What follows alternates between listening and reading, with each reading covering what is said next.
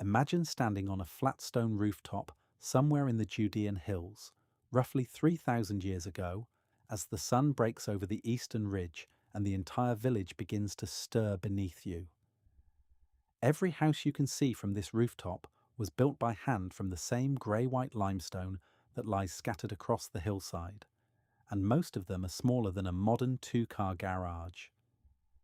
That detail alone should stop you cold, because the world described in the Hebrew Bible, the world of Solomon's kingdom, the world of prophets and patriarchs and daily prayers, unfolded almost entirely inside spaces that small.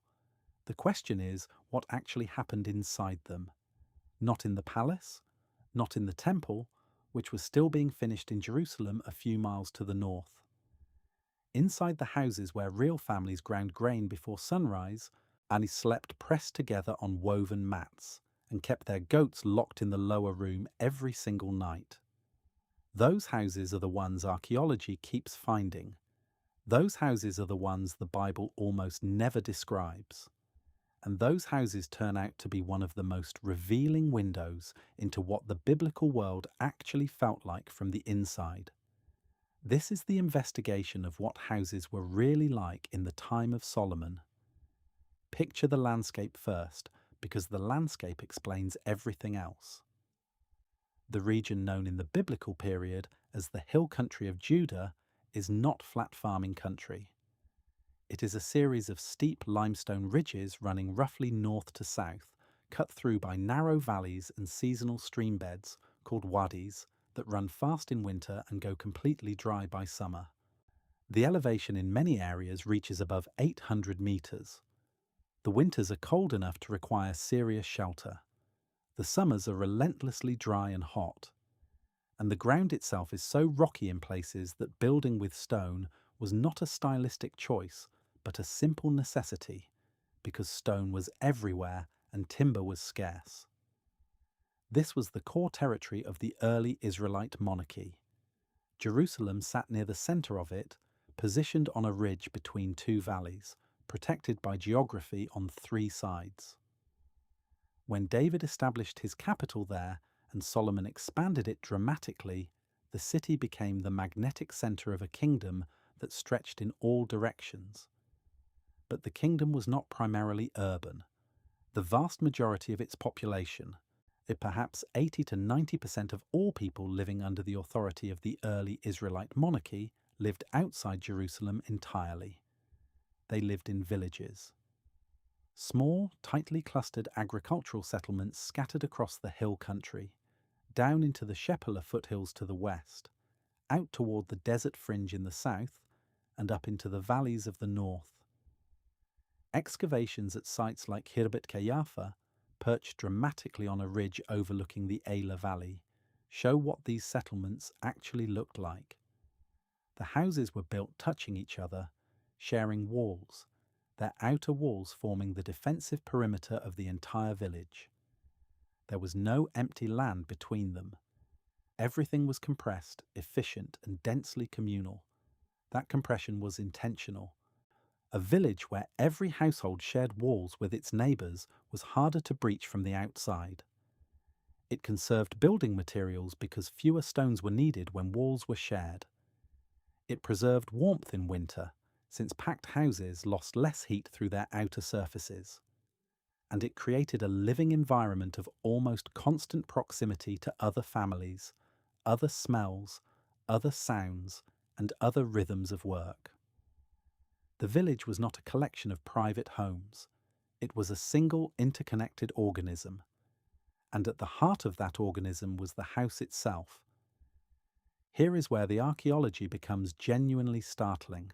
Across dozens of excavated sites in the hill country of ancient Judah and Israel, from Tel Beersheba in the south to sites in the Galilee region in the north, the excavations repeatedly uncover the same basic floor plan. It appears so consistently that archaeologists have given it a formal name, the four-room house. And once you understand what it looks like, you begin to see it everywhere in the biblical world. The structure is almost always rectangular. Its long dimension typically runs roughly 10 to 12 meters. Its width is usually around 8 to 10 meters. That means the total footprint of the house, the entire ground floor, was somewhere between 80 and 120 square meters. In modern terms, that is roughly the size of a small apartment, and it housed not just a nuclear family, but often an extended family of 6, 8, or even 10 people across multiple generations, plus their livestock. The layout is distinctive enough to be identified even from partial foundations. Running lengthwise through the structure are 2 or 3 long rooms parallel to each other, separated by rows of stone pillars rather than solid walls. These pillars, sometimes roughly squared, sometimes just large upright stones, created a colonnade effect inside the house, dividing the interior without fully blocking light or air movement between sections. Across one short end of the house ran a broader room perpendicular to the long rooms, sometimes called the broad room. This was often the most active indoor space, used for cooking, eating, and family gathering. The central long room, flanked by the pillared side rooms, frequently served as the main work and transition space of the house. Archaeological evidence for this comes not just from floor plans, but from what was found on the floors themselves. And what was found on those floors is not what most people picture. The lowest level of the 4-room house was not a family living space in the way modern rooms are imagined. In a significant number of excavated examples, soil analysis and faunal remains reveal concentrated evidence of animal occupation in the side rooms flanking the central space. Goats, sheep, and sometimes cattle were brought inside the house at night. Their feed troughs were stone, sometimes carved directly into the floor. The stone pillars separating the side rooms from the central area may have functioned partly as tethering points. This was not a sign of poverty in the ancient sense. It was strategic management of the household's most valuable assets. A family's flock was its primary economic security. A single goat stolen or killed by a predator represented a significant loss. Bringing animals inside eliminated that risk. It also produced body heat that helped warm the interior during cold hill country nights when temperatures could drop sharply. But consider what that means for the atmosphere inside the house. The smell alone would have been overwhelming by modern standards. Dung, urine, animal sweat, and the musky warmth of packed bodies combined with smoke from the cooking fire and the sharp smell of stored grain and olive oil. The sound was constant, low bleating, shuffling hooves on stone floors, the soft movements of children and adults sleeping only meters away from the animals. Most reconstructions of the biblical house leave that part out entirely. It is essential context, because it reframes every biblical story that happens inside a domestic space. When Luke's Gospel describes a newborn placed in a manger, that scene is architecturally coherent with exactly this kind of house. The manger was not in a separate barn. In the domestic architecture of ancient Israel and Judea, the animals and the family shared the same structure. Now step past the animals and move deeper into the house. The storage areas of the 4-room house are among the most revealing spaces ever excavated from this period. Large ceramic jars, sometimes over half a metre tall and wide enough to hold roughly 40 to 60 litres of grain or oil, lined the walls of storage rooms. Excavations at Tel Beersheba uncovered such extensive ceramic storage facilities in some houses that it became clear the household was not just storing food for its own use. Some families were producing and holding agricultural surpluses that went beyond simple subsistence. Olive oil was stored in smaller jugs and flasks, but the quantities found suggest that olive oil production was a major economic activity for hill country households. Oil pressed from local olive trees served as cooking fat, lamp fuel, and a trade commodity. A family that produced more oil than it consumed could exchange the surplus for grain, pottery, tools, or textiles at regional markets. Grain storage was even more critical than oil storage.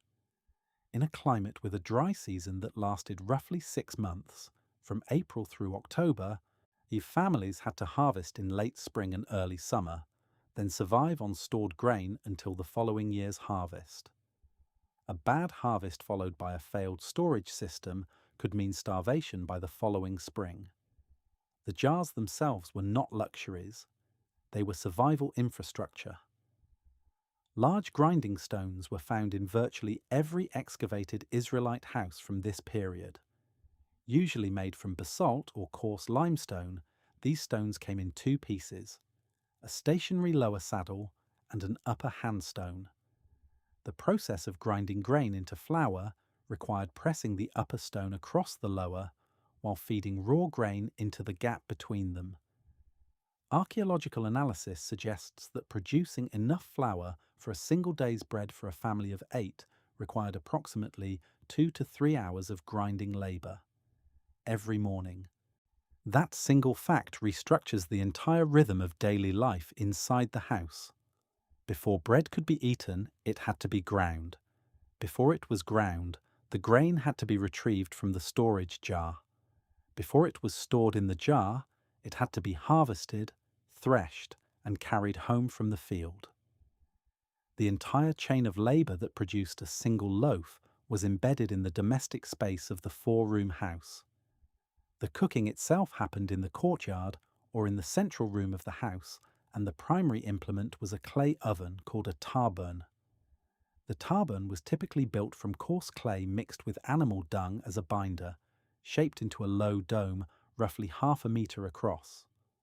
A fire was built inside it, and once the clay walls of the dome were hot enough, and the fire was raked out, and flatbread was slapped directly against the inner wall of the dome, where it baked quickly in the residual heat. The bread produced this way was thin, slightly chewy, faintly smoky.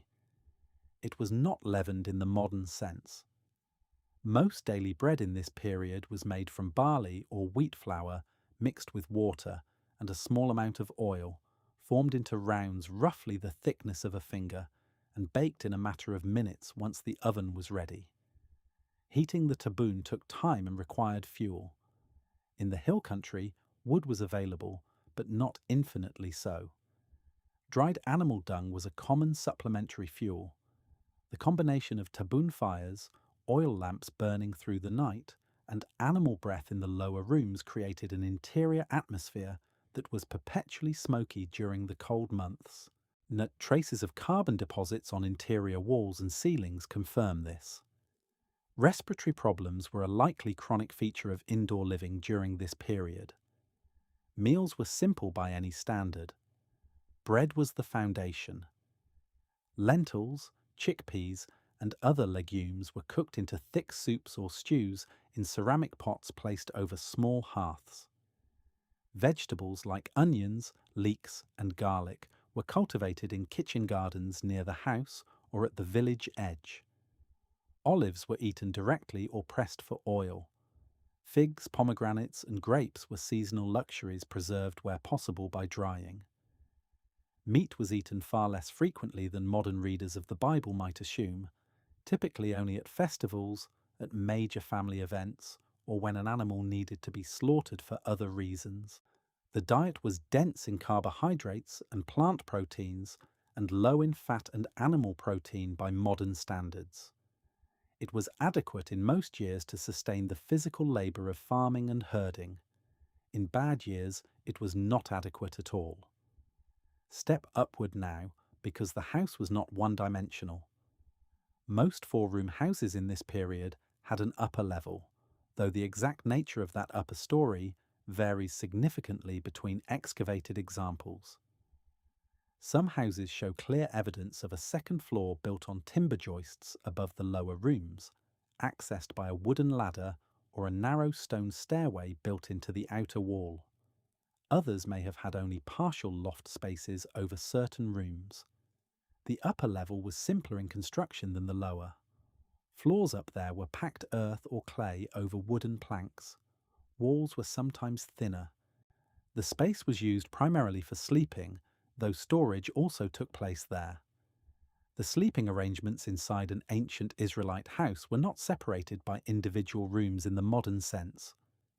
Woven reed mats or wool-filled sacks served as mattresses, rolled out at night on the upper floor and rolled up again in the morning to free the space. A family of 8 sleeping in this space would have occupied roughly 20 to 30 square meters. Privacy as a modern concept simply did not exist. Wooden chests or baskets held personal belongings. Clothing was minimal and practical. A basic tunic worn by everyone from children to elderly adults, with a heavier outer garment used as a cloak by day and a blanket by night. The Book of Exodus records a law that specifically prohibited creditors from keeping a poor man's outer garment overnight, because without it, the debtor would have nothing to sleep in. That law makes perfect sense when you understand the sleeping conditions inside these houses. Outside, on the flat roof, life was lived differently. The roof of the 4-room house was a functional platform, not just a structural top. Built from wooden beams spanning the width of the rooms below, covered with layers of brush and packed clay, and sometimes given a lime plaster surface. The roof was accessible, stable, and enormously useful. Grain could be dried on it after harvest. Flax stalks were laid out there to rot in the sun before processing into linen. Laundry dried on the roof. And during the hot summer months, families slept on the roof under the open sky because the interior of the house retained the day's heat into the night. The book of Joshua describes Rahab hiding the Israelite spies under stalks of flax spread on her roof. The book of Ruth records Boaz sleeping on the threshing floor at harvest time. Samuel hears God's call while lying in the temple at Shiloh. These rooftop and outdoor sleeping references in Scripture are not literary embellishments. They are accurate descriptions of where people actually were during different seasons of the year. Move now from the structure of the house to the labour that filled it every hour of every day. The 4-room house was a workshop as much as a dwelling. Spindle whorls, those small stone or clay discs used as flyweights for hand-spinning thread from raw wool or flax, are found in enormous quantities in excavated Israelite houses. They are some of the most common domestic artifacts recovered from this entire period. Their presence in virtually every house indicates that spinning fibre into thread was a constant, pervasive activity woven into the fabric of daily life. A woman spinning thread with a hand spindle could produce perhaps 50 to 100 meters of usable thread in a full day's work. Weaving that thread into a single garment width of cloth on a basic loom required additional days of labour. Producing enough cloth to clothe a family of 8 through an entire year represented hundreds of hours of spinning and weaving performed in the margins of every other task, while watching children, while waiting for bread to bake, while resting in the shade during the midday heat. Loom weights. The clay or stone weights that kept the vertical threads of an upright loom under tension are also found consistently in Israelite domestic assemblages. This means that not just spinning, but actual weaving was occurring inside these houses. The loom itself stood somewhere in the house, likely along a wall with good light, either near the central room or in the courtyard when weather allowed. Consider the noise of a working house at any given moment during the day, the rhythmic scraping of grinding stones, the clicking and thudding of a loom in operation, the sound of a tar-bun fire being coaxed with breath, children's voices in the courtyard, a goat shuffling below, an older woman singing something low and familiar while her hands worked thread. That was the ordinary soundscape of a biblical household. And here is the detail that flips the picture completely. The boundary between home life and work life did not exist in the ancient Israelite domestic world. They were the same thing, conducted in the same space, by the same people, simultaneously. The modern concept of leaving the house to go to work, of having a home that is separate from production, was entirely foreign to this world. The house was the farm, the factory, the kitchen, the nursery, and the market stall all at once. Step through the doorway now and move out into the village, because the house did not stand in isolation. It was one node in a tightly interconnected web of relationships that defined how the community functioned and survived. Villages in the Judean hill country during this period were typically small. Population estimates for individual sites cluster around 50 to 300 people. A village the size of Kirbet Kayafa, which covers roughly 2.5 acres within its defensive wall, held perhaps 200 to 300 inhabitants at its peak. Larger regional towns might have held more, but the typical agricultural village was intimate enough that everyone knew everyone.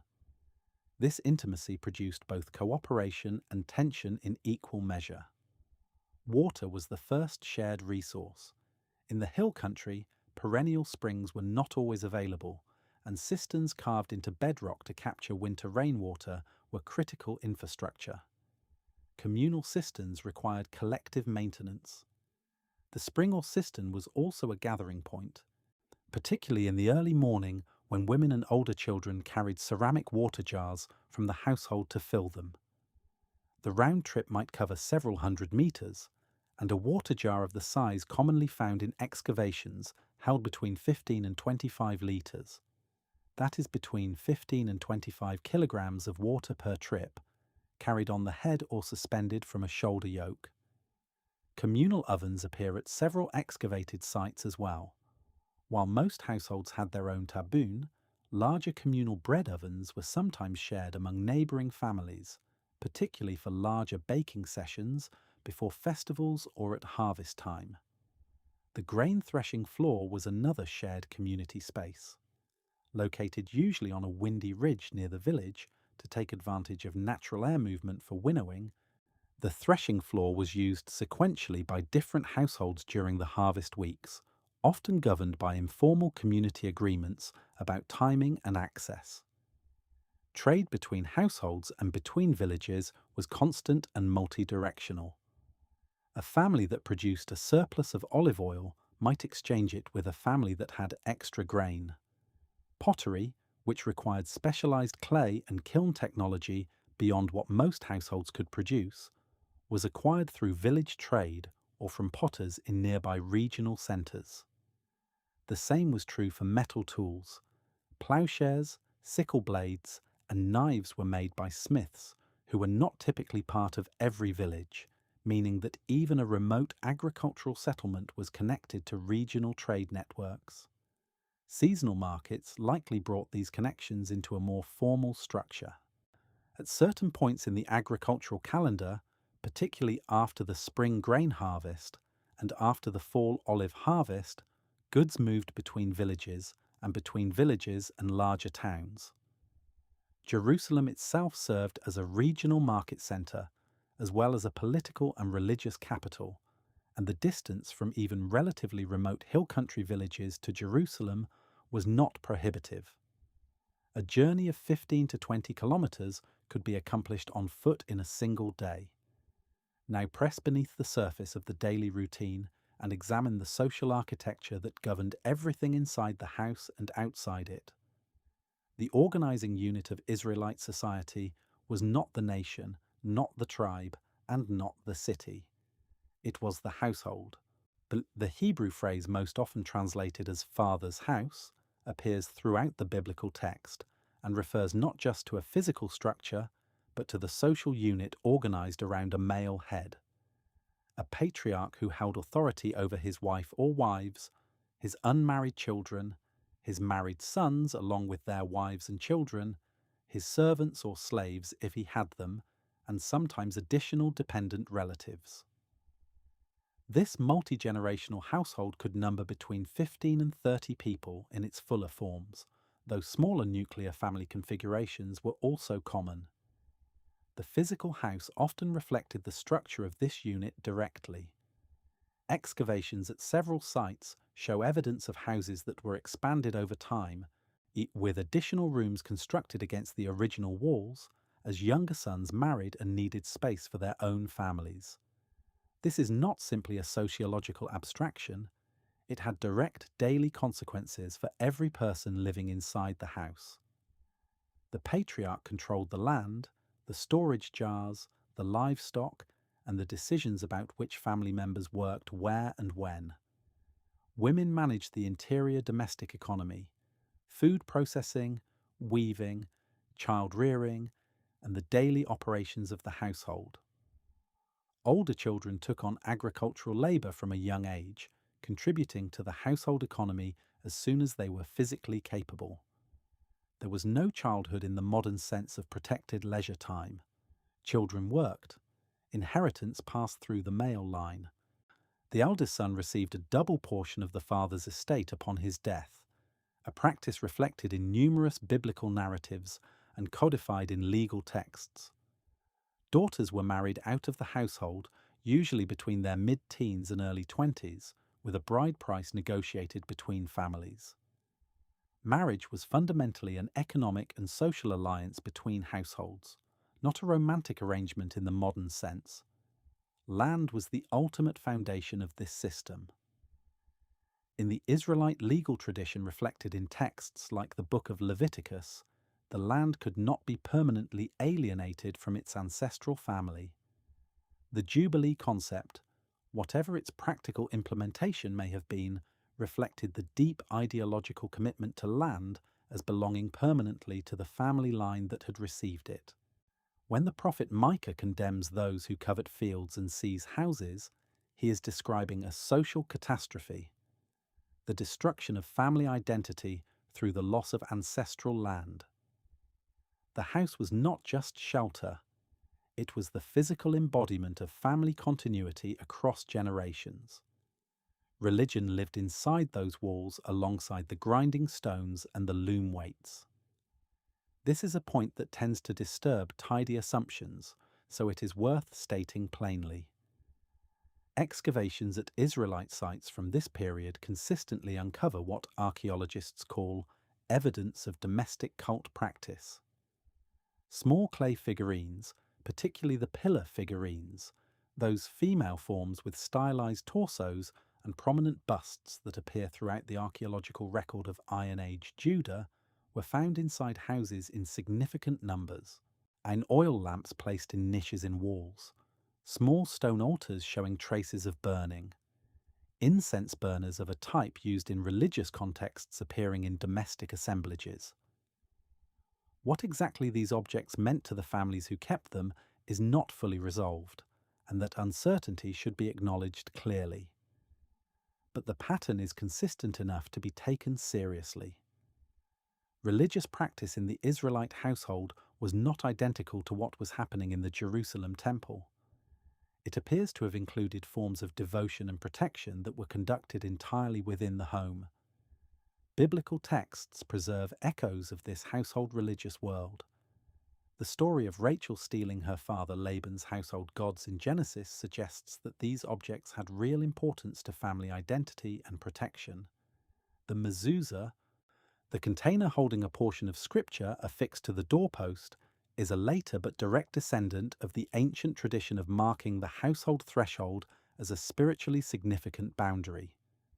The Passover meal is perhaps the clearest example of a specifically domestic religious ritual preserved in the biblical tradition. Every detail of the original Passover instructions given in the book of Exodus centers on the household, the lamb chosen per family, slaughtered and eaten within the home, the blood marked on the doorposts, the family gathered in the night waiting. The home was not a secondary setting for this ritual.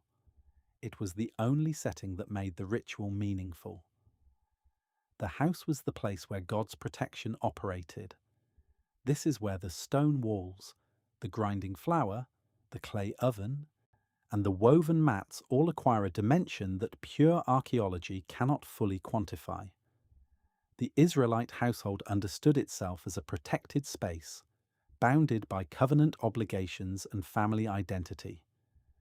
The daily routines of food preparation, work, and rest occurred within a world charged with theological meaning. The lamp burning in the corner was not just functional lighting, it was part of an interior world in which the domestic and the sacred overlapped constantly. Now pull back from the ordinary household and look at what was happening at the other end of the social spectrum, because the same period that produced these modest four-room houses also produced something very different within Jerusalem itself. Excavations in the area known as the City of David, the original nucleus of Jerusalem before Solomon's expansions, have uncovered architectural remains that belong to a completely different order of construction from the village house. Carefully dressed stone blocks, ashlar masonry shaped with metal tools to produce smooth faces and tight joints, appear in structures dated to the early Israelite monarchy. The walls are thicker, the rooms are larger, the ceramic assemblages include finer wares, imported goods, and evidence of luxury consumption that simply does not appear in village contexts. These buildings were not ordinary homes. They were the residences of administrators, court officials, and wealthy elites who formed the administrative and economic machinery of Solomon's expanding kingdom. The contrast between these Jerusalem structures and the hill country village houses is not subtle. It is a physical record of a society undergoing rapid stratification. The Israelite monarchy under Solomon was not simply a religious kingdom with a temple at its center.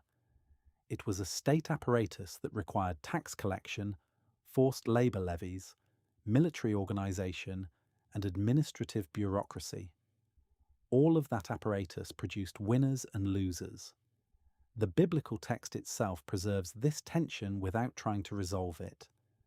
1 Kings describes the enormous labor force Solomon conscripted to build the temple and his palace. 30,000 men sent in rotating shifts to work in the forests of Lebanon.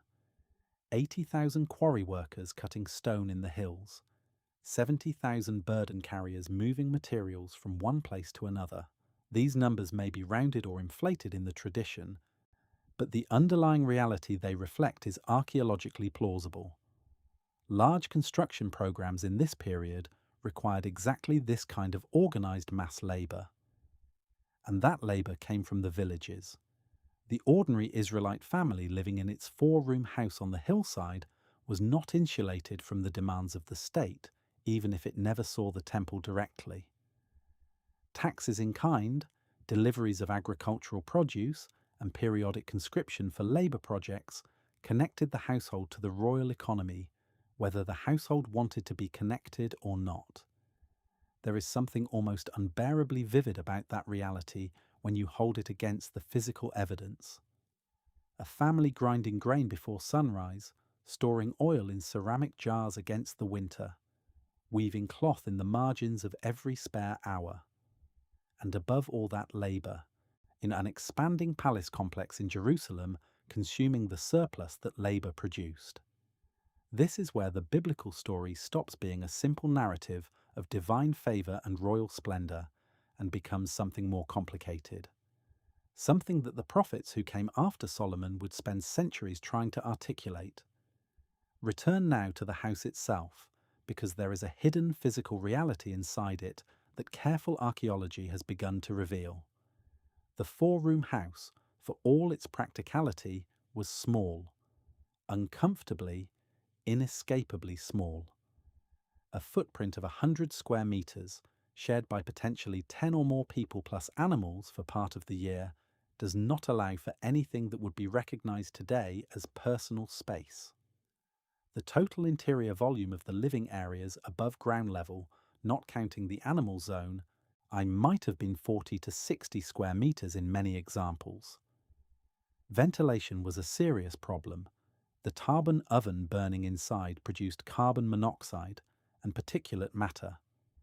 Animal occupation below produced ammonia and organic gases. The lack of windows in the modern sense, most light and air came through the doorway, and possibly one or two small high openings in walls, meant that interior air quality was chronically poor during the months when families were closed inside. Excavated human skeletal remains from Iron Age sites in this region show patterns consistent with this environment. Evidence of respiratory stress, dental wear, consistent with grit from stone ground grain, and skeletal signs of repetitive labor stress appear commonly. Life expectancy estimates for this period, based on skeletal analysis, cluster in the range of 30 to 40 years for adults who survived infancy. Infant and child mortality was high enough that families routinely experienced the death of multiple children before adulthood. None of this appears in the Bible's own account of household life, not because the biblical authors were hiding it, but because these conditions were simply the unremarkable background of existence. The extraordinary events that Scripture records happened within a physical world of chronic hardship and early death that most of its characters considered normal. Here is the detail that changes the entire atmosphere of every domestic biblical scene. The house was a place of real suffering as much as it was a place of warmth and family identity. The woman who searches her house by lamplight for one lost coin in the parable Jesus tells in Luke's Gospel is searching in a dark, smoky, small space with dirt or stone floors. She sweeps the entire floor and searches carefully because finding that coin means something real about her economic survival.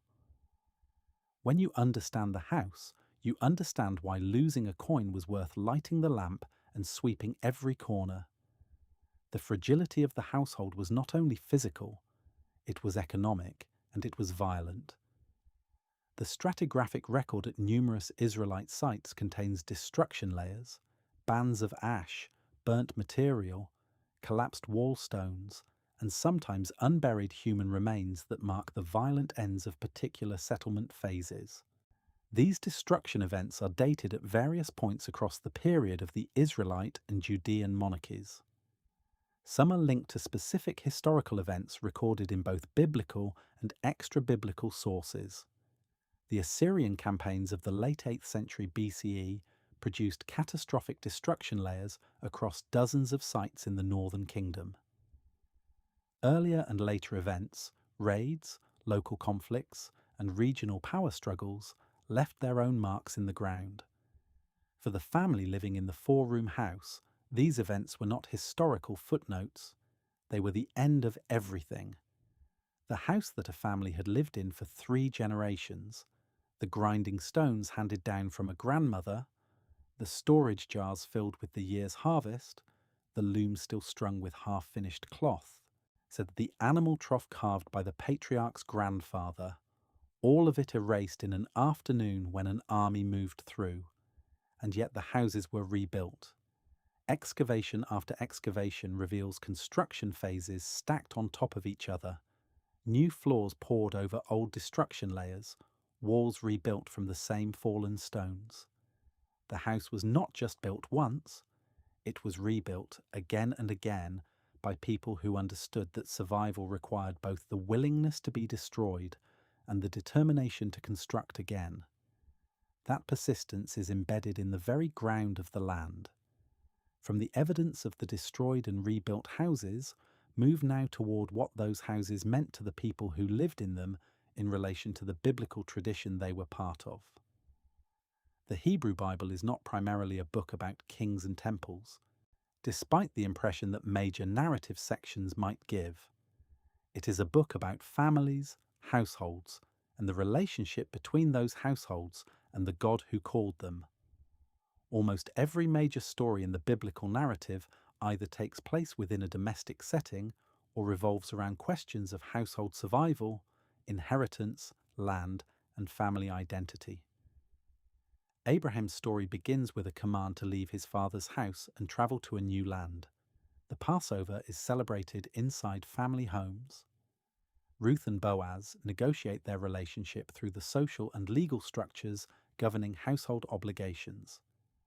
The Ark of the Covenant, the most sacred object in the Israelite tradition, spends time in a private house, the house of Obed-Edom, for 3 months in 2 Samuel.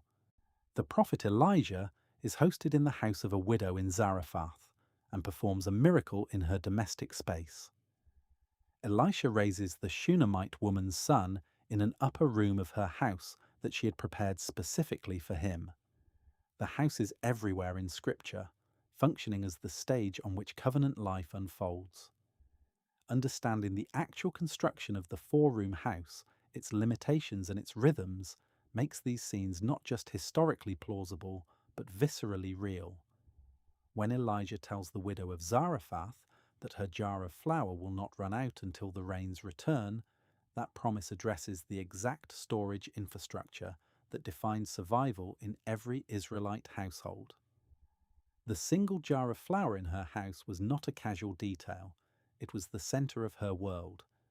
There is one more thing to see before stepping fully back into the present, and it connects everything that has come before. The biblical tradition repeatedly describes the house in terms that load it with covenant meaning. The phrase House of Israel used throughout the prophetic writings refers not just to the nation, but to the accumulated weight of all those individual households, their grinding stones and storage jars and loom weights, their family identities tied to inherited land, their prayers offered by lamplight in small rooms. When the prophets use the image of a house destroyed or abandoned to describe divine judgment, they are not speaking abstractly. They know exactly what that image means to their audience. An empty house with its roof fallen in, its stones scattered, its courtyard silent, was not a poetic metaphor. It was the most specific and devastating image available in that culture, because it meant the erasure of family identity, the severing of generational continuity, the death of everything the household stood for.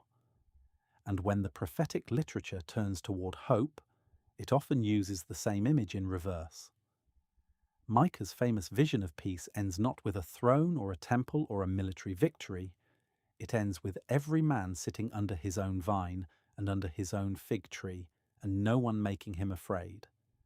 That is not an image of national glory. It is an image of the ordinary household restored, a family, a garden, security, and undisturbed peace. The vine and the fig tree were planted in the small plot adjacent to the house. The shade they cast fell on the courtyard where the family gathered. The peace described in that vision was the peace of an ordinary family in its own space, undisturbed by the forces that historically had disrupted, taxed, conscripted, and destroyed the households of the land. That is what Solomon's subjects wanted. Not the temple's gold or the palace's ivory. The security of their own small stone house on its hillside, their own grinding stones, their own stored grain, their own children sleeping safely on mats in the room above. Walk the hill country of Judah today, and you will still find the foundations. Stone walls emerging from the soil on hillsides that have not been built on since the biblical period, grey-white limestone fitted together without mortar, the outline of a pillar base still visible in the centre of a room that has been open to the sky for 2,500 years. Those stones were placed by specific people. They were carried from the hillside above by members of a family working together over weeks or months. They were chosen for size and shape, stacked with care, and mortared with a clay and lime mixture that hardened into something remarkably durable. The family that built the house expected to live in it for their lifetime and expected their children to live in it after them. They ground grain against those walls. They kept their animals inside them. They brought their newborns home to them. They prayed inside them and slept inside them and died inside them.